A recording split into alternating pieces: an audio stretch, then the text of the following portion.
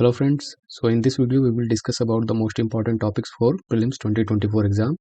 और subject history से शुरुआत करेंगे पहले। तो देखिए, एक वीडियो में तो हमने ये बात किया था कि प्रीलिम्स के सिलेबस के लिए आपको क्या करना है, उसमें कैसे नोट्स बनाना है, कैसे कौन कौन से टॉपिक्स को प्रिपेयर करना है। ये जो टॉपिक्स यहाँ पे दिख रहे हैं उनका भी वो सब टॉपिक है, क्योंकि बेसिकली क्या है कि उसमें ब्रॉड आउटलाइन को मैंने कवर कर दिया था कि इस तरह से सिलेबस को प्रिपेयर करना है। लेकिन बेसिकली ये जो कोर टॉपिक्स हैं इनके बिना आप एग्जाम में बिल्कुल मत जाइएगा, क्योंकि इनसे ज़्यादा क्वेश्चंस आने का प्रोबेबिलिटी है। लास्ट ईयर भी आया है, उसके पहले भी आ चुका है क्वेश्चंस इन सारे टॉपिक्स के ऊपर। तो इसके बारे में हम लोग सबसे पहले बात करते हैं कि एंशिएंट हिस्ट्री में क्या क्या टॉपिक्स आएंगे। सो वैदिक एंड लेटर वैदिक लिटरेचर। वैदिक एंड लेटर वैदिक लिटरेचर का मतलब है कि दो टाइप का लिटरेचर आपको देखने को मिलेगा, क्योंकि लिटरेचर बेसिकली शुरू होता है वैदिक पीरियड से ही। तो इसमें आपको दो तरह का लिटरेचर जो होता है, वैदिक लिटरेचर और उसमें लेटर वैदिक लिटरेचर। सो वैदिक लिटरेचर में बेसिकली 4 वेद आएंगे और इनको वैदिक लिटरेचर माना जाता है, 4 Vedas. But later Vedic literature थोड़ा बड़ा है। लेटर वैदिक लिटरेचर का मतलब है कि जितने भी वेदांग हैं, जितने भी उपवेदास हैं, जितने भी एपिक्स हैं, जैसे Mahabharata and Ramayana are epics, वो वैदिक लिटरेचर का पार्ट नहीं है। तो ऐसा क्वेश्चन भी आया हुआ था लास्ट ईयर कि Ramayana and Mahabharata are part of Vedic literature. So they are not part of Vedic literature, they are part of later Vedic literature. And उसमें भी जो एपिक्स है, एपिक्स हो गए, पुराण हो गए, और भी इसके अंदर महापुराण, लघु पुराण, बहुत तरह के इसके अंदर सोर्सेस आते हैं, बहुत तरह का लिटरेचर है इसके अंदर। तो पहला सेगमेंट तो ये है कि आपको वैदिक एंड लेटर वैदिक एज का लिटरेचर ही कवर करना है। दूसरा होता है ट्रैवलर्स इन एंशिएंट पीरियड। अब एंशिएंट पीरियड में कौन कौन से ट्रैवलर्स आए थे, तो यहाँ पे ह्वेन सांग या फिर इत्सिंग, इस तरह के ट्रैवलर्स आए थे। या ग्रीक ट्रैवलर्स की बात करें तो मेगास्थनीज आया था। तो इस तरह के जो ट्रैवलर्स आए और उन्होंने इंडिया के बारे में कुछ लिखा, अपने कुछ ऑटोबायोग्राफी या अपना कुछ बुक लिखा, ट्रैवलॉग लिखा, उसके अंदर भी इंडिया के बारे में लिखा है। तो ये भी आपको कवर करना ज़रूरी है। स्कॉलर्स ड्यूरिंग गुप्ता पीरियड, ये बहुत इंपॉर्टेंट है, क्योंकि गुप्ता पीरियड एक ऐसा पीरियड है जो कि स्कॉलर्स के लिए या फिर स्कॉलरली वर्क्स के लिए गोल्डन पीरियड माना जाता है। तो ये गोल्डन पीरियड की वजह से आपको इसके अंदर बहुत सारे स्कॉलर्स देखने को मिलेंगे। खासकर जो चंद्रगुप्त टू का जो पीरियड है, जिसके अंदर आपको दिखेगा कि बहुत सारे स्कॉलर्स उस समय काम कर रहे हैं। तो उसके अंदर आपको जैसे कालिदास लिटरेचर के लिए हो गया, वान भट्ट हो गया, वराह मिहिर हो गया, बहुत सारा जो जितने भी इस समय जो स्कॉलर्स आए हैं, साइंटिस्ट आए हैं, उन्होंने क्या क्या लिटरेचर लिखा, क्या क्या वर्क्स लिखा, उसको आपको लिस्ट बना के, टेबल बना के रखना होगा। फिर आएगा पोस्ट गुप्ता पीरियड। ये पीरियड भी बहुत इंपॉर्टेंट है, क्योंकि पोस्ट गुप्ता पीरियड में लिटरेरी या कल्चरल डेवलपमेंट तो है ही, पॉलिटिकल हिस्ट्री भी इस समय का बहुत ज़्यादा इंपॉर्टेंट है।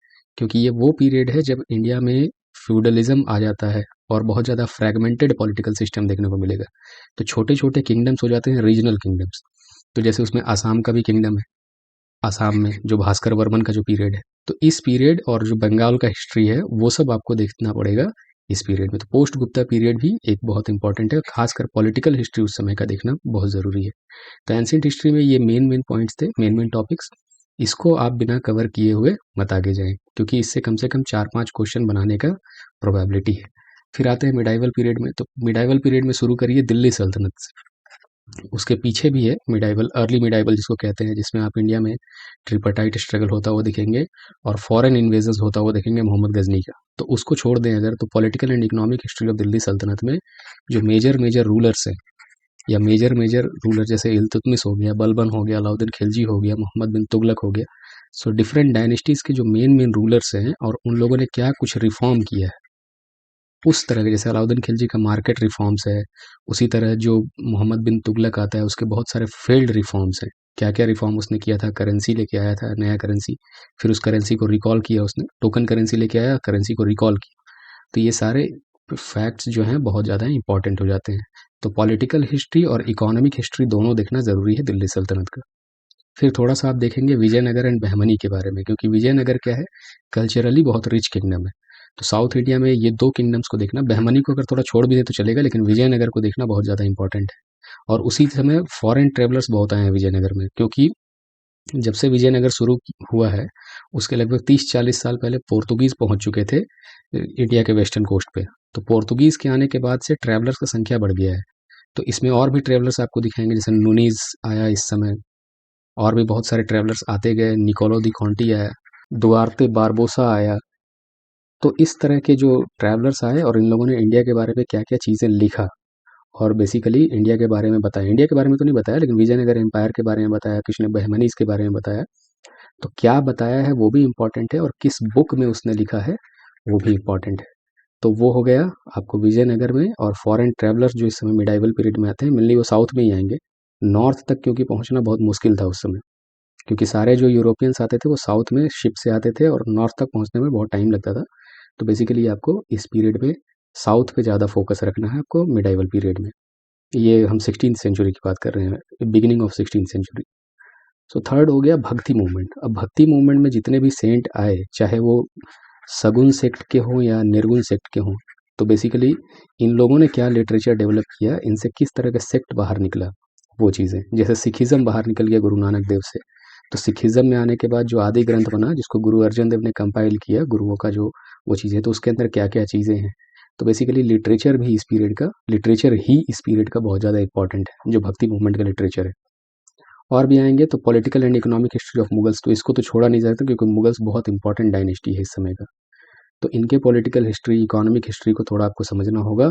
साथ ही साथ रिफॉर्म्स भी, कि जैसे क्या रिफॉर्म्स आता गया मुगल्स के आने के बाद। जैसे लैंड रिफॉर्म्स किया इसने, वैसे लैंड रिफॉर्म्स अलाउद्दीन खिलजी के टाइम से ही शुरू हो गया है, लेकिन मेजर रिफॉर्म्स आपको दिखेगा शेर शाह सूरी के टाइम में और फिर अकबर के टाइम पे। इन लोगों ने लैंड रिफॉर्म किया और लैंड रेवेन्यू फिक्स करने में बहुत ज़्यादा हेल्प, मतलब बहुत ज़्यादा ये लोग एक्टिवली इन लोगों ने काम किया उसमें। तो वो सारे पॉइंट्स देखना ज़रूरी है। तो खैर ये हो गया मिडाइवल पीरियड। फिर आते हैं मॉडर्न हिस्ट्री में। तो मॉडर्न हिस्ट्री को तो बिल्कुल भी अवॉइड नहीं कर सकते हैं, खासकर फ्रीडम स्ट्रगल को। तो खैर मॉडर्न हिस्ट्री कैसे पढ़ना चाहिए, तो मॉडर्न हिस्ट्री में बेसिकली गवर्नर जनरल्स और उनका वर्क। क्योंकि देखिए मुगल्स तक आते आते आप जब डायनेस्टी को पढ़ रहे होंगे कि इंडिया के अलग अलग रीजन्स में कौन कौन सी डायनेस्टी है, तो नॉर्थ इंडिया में डोमिनेटिंग डायनेस्टी आपको मुगल्स का दिखेगा। तो मुगल्स के बाद साउथ इंडिया में थोड़ा मराठास भी उस समय दिखना शुरू हो जाएंगे। तो बेसिकली क्या होगा कि ये सारे लोग सबड्यू हो जाएंगे ब्रिटिश के द्वारा बाद में। तो ब्रिटिशर्स में जो गवर्नर जनरल्स होंगे वो बेसिकली रूलर्स के जैसा काम करेंगे। तो इसीलिए गवर्नर जनरल्स जो आते गए और उन्होंने क्या क्या काम किया उस समय, वो बहुत ज़्यादा इंपॉर्टेंट होता है। क्योंकि कुछ पॉलिटिकल रिफॉर्म, सोशल रिफॉर्म, जैसे कॉर्नवालिस ने कुछ पॉलिटिकल रिफॉर्म्स किया, फिर उसी तरह लॉर्ड विलियम बेंटिंग ने कुछ सोशल रिफॉर्म्स करने का कोशिश किया इंडिया में, क्योंकि वो इंडिया के लोगों को खुश करना चाहता था। सो इस तरह की चीज़ें भी बहुत ज़्यादा इंपॉर्टेंट है। तो सबसे पहले governor generals and there works को आप कंप्लीट करें, और जो रिफॉर्म्स उन्होंने इंडिया में किया, क्या क्या किया। फिर आएंगे आप structure of British Raj. British Raj का बेसिक स्ट्रक्चर कैसे बनाया उन्होंने, कि सपोज ये इंडिया है, तो अब इंडिया के कौन से पार्ट पे उन लोगों ने कैसे रूल करना स्टार्ट किया। अब देखिए ये इंडिया है, तो इसमें से कुछ पार्ट जो होगा, लगभग 80% इंडिया जो है ब्रिटिश के हाथ में था। तो वो वहाँ पे अपने पसंद के रूलर्स बैठा कर रूल कर रहे थे। बाकी सारे एरिया जो थे प्रिंसली स्टेट्स माने जाते हैं। तो अब यहाँ पे ये स्ट्रक्चर बना ब्रिटिश राज का। अब ये जो 80% एरिया जिसमें ब्रिटिश राज कर रहे हैं, वहाँ पे उन्होंने किस तरह से स्टेट्स को डिवाइड किया है, और किस तरह गवर्नर्स वहाँ पे आए हुए हैं, और फाइनली गवर्नर जनरल कैसे उन सब पे अपना अधिकार जमा पाता है। तो ये जो स्ट्रक्चर ऑफ ब्रिटिश राज है, ये भी आपको थोड़ा सा समझना चाहिए, उससे भी क्वेश्चन आता है। फिर आएंगे पीजेंट एंड ट्राइबल अपराइजिंग्स, जो स्पेशली बंगाल में है। तो दुनिया भर के सन्यासी रेबेलियन से स्टार्ट होते हुए और बहुत सारा रेबेलियंस होता गया, जो 1857 के पहले के रेबेलियंस हैं। तो इन सारे रेबेलियंस को आपको अच्छे से एक लिस्ट बना के, डायरेक्ट आप स्पेक्ट्रम पढ़िएगा, आपको मिल जाएगा उसमें, क्योंकि उसमें एक सेपरेट चैप्टर ही है peasant uprising and tribal uprisings के लिए। फिर आते हैं पॉलिटिकल एसोसिएशन आफ्टर 1857। इससे भी बहुत क्वेश्चन आता है, एकदम वन लाइनर क्वेश्चन आएगा इससे, कि कौन सा एसोसिएशन, इसका लीडर कौन था, या इस एसोसिएशन का काम क्या था। जैसे 1857 में जब रिवॉल्ट हुआ ना, तो उसके बाद यहाँ के रूलर्स, सॉरी यहाँ के जो लोग थे, यहाँ के जो एजुकेटेड मिडिल क्लास था, तो इन लोगों ने क्या किया कि पहले इन लोगों ने ब्रिटिश को सपोर्ट किया। ब्रिटिश को सपोर्ट करने से इनको बदले में जो चाहते थे कि हमें पॉलिटिकल रिप्रेजेंटेशन मिल जाए एक अच्छे तरह से, नहीं मिला। तो यही एजुकेटेड मिडिल क्लास जो है ना, आज के लीडर्स का प्रिकर्सर है। मतलब इन लोगों ने पहली बार वहाँ पॉलिटिक्स किया, जो एसोसिएशंस बना बना के, जैसे जमींदारी एसोसिएशन बनाया, ईस्ट इंडिया एसोसिएशन बनाया, मद्रास महाजन सभा बनाया, और भी कई तरह के एसोसिएशंस बनाए इन लोगों ने। तो इन एसोसिएशंस को याद रखना ज़रूरी है। मतलब इसको आप ऐसे कर लीजिए कि 1857 से लेकर के 1885 इसमें कांग्रेस बन गया यहाँ पे, जिसके अंदर सारे लोग समा गए। तो इस पीरियड में जितने एसोसिएशंस बने, उनका एक लिस्ट बना लीजिएगा यहाँ पे, और उस लिस्ट में मैंने उन लोगों ने बेसिकली काम क्या क्या किया वो चीज़। अब 1885 में कांग्रेस बना, लेकिन उसका वो मॉडरेट फेज़ है। तो अगला आप देखिएगा मॉडरेट लीडर्स का अचीवमेंट, कि कैसे उन्होंने पिटीशन, प्रेयर और प्रोटेस्ट करके अंग्रेजों से अपना बात मनवाया, चाहे वो सिविल सर्विसेज में रिफॉर्म्स करवाया या बहुत सारी चीज़। तो उनका बेसिकली अचीवमेंट्स क्या रहा। फिर हम लोग आएंगे जब मॉडरेट्स का काम खत्म तो नहीं होगा, लेकिन ये लगभग 1905 आ गया। तो 1905 में स्वदेशी मूवमेंट होता है पार्टीशन ऑफ बंगाल को लेकर के। तो स्वदेशी मूवमेंट में इस समय आपको देखना पड़ेगा कि rise of extremist leaders also, तो वो हो गया। फिर आप आएंगे कि 1914-15 के आसपास गांधी जी इंडिया चले आए। गांधी जी के आने के बाद एक नया तरह का मूवमेंट शुरू होता है, जैसे नॉन कॉपरेशन मूवमेंट, खिलाफत। तो 1922 में जब नॉन कॉपरेशन मूवमेंट खत्म होता है और 1930 जब से सीडीएम शुरू होता है, सिविल डिसोबीडियंस मूवमेंट, इसके बीच के पीरियड में क्या क्या डेवलपमेंट्स हुआ। तो इसके बीच के पीरियड्स में जैसे कांग्रेस दो पार्ट में बट गया, स्वराजिस्ट एंड नो चेंजर्स, उस फॉर्म में कांग्रेस ने कैसे चुनाव में पार्टिसिपेट किया और काउंसिल में एंट्री किया, उस तरह की चीज़ें आपको देखना होगा जो डेवलपमेंट्स इसके बीच में हुआ। फिर आप आएंगे सिविल डिसोबीडियंस मूवमेंट और राउंड टेबल कॉन्फ्रेंस। तो ये 1930 से लेकर 1934 का पीरियड है जिसमें इस तरह से चीज़ें हुई। और फिर आता है finally government of India act 1935।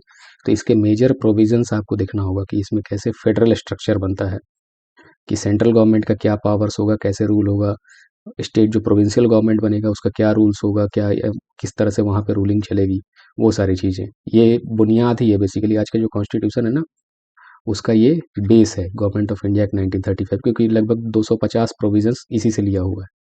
फिर आप आएंगे इलेक्शंस ऑफ 1937। तो इसका छोटा सा एक रिजल्ट देख लीजिए, कौन जीता, मुस्लिम लीग को कितना सपोर्ट मिला, या फिर इसको कांग्रेस को कितना वोट मिला, कौन कौन से मिनिस्ट्रीज बने, मिनिस्ट्रीज ने बेसिकली क्या काम किया। और जैसे ही 1939 में वर्ल्ड वॉर शुरू होता है तो फिर उसके बाद का डेवलपमेंट अलग है, क्योंकि उसके बाद आप देखेंगे 1939 से लेकर के 1945 के बीच में तो तरह तरह का डेवलपमेंट है। इंडियन का सपोर्ट पाने के लिए इन लोगों ने अगस्त ऑफर लेके आया है, फिर क्रिप्स मिशन आया, फिर गांधी जी ने क्विट इंडिया मूवमेंट लॉन्च किया, उसके बाद अलग अलग चीज़ें हुई, वेबल का प्लान आया, कैबिनेट मिशन प्लान आया, फाइनली पार्टीशन ऑफ इंडिया को लेकर के जिक्र शुरू हुआ। तो एक्चुअली क्या है कि फ्रीडम स्ट्रगल जो है ना, आपको बेसिकली वो डिटेल में कवर करना होगा बहुत ज़्यादा। लेकिन हाँ, एंशियंट मिडाइवल के लिए आप थोड़ा सा इन जो टॉपिक्स है इस पे ज़्यादा फोकस करिएगा। बाकी आप थोड़ा सा कम भी पढ़ते हैं, क्योंकि पढ़ना तो लगभग सबको ही है, लेकिन उसको आपको थोड़ा सा कम याद रहता है तो चलेगा। लेकिन इन सब टॉपिक्स के ऊपर स्पेशल फोकस आपको देना होगा, और फ्रीडम स्ट्रगल को लगभग पूरा ही वो जो किया, तो बहुत ज़्यादा नहीं है सिलेबस, आप इसको आराम से कवर कर सकते हैं। तो चलिए हम लोग मिलते रहेंगे फिर अगले वीडियो में दूसरे टॉपिक के ऊपर बात करेंगे। Thank you.